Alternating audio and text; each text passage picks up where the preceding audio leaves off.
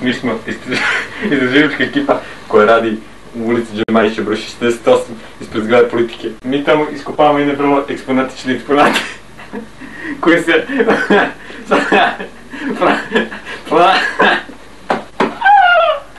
pronašli smo ovo ovdje koje predstavlja istorijski eksponat koji je star 1000 miliona godina.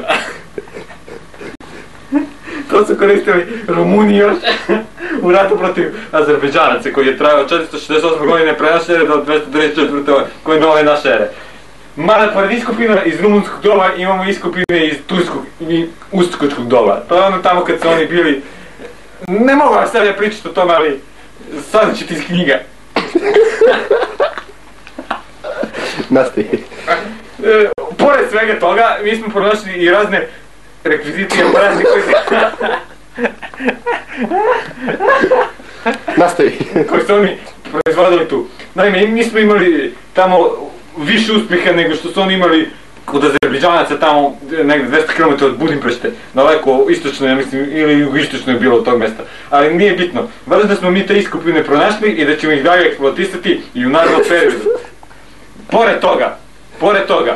Pored toga što mi iskopavamo razne iskopine iz uskočkog perioda, pronašli smo i razne rekvizite koji ne mogu ipak misliti da smo mi pronašli to ovdje, jer ko zna kako je bilo,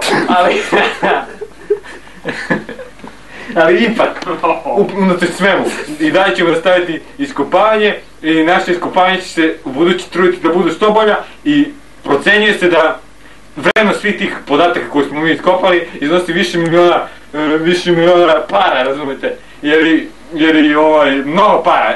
Prema tome mi nećemo to sve moći mi da prodamo, ali potrudit ćemo ono najvažnije da mi prodamo ovdje i da mi nastavimo ovdje da radimo.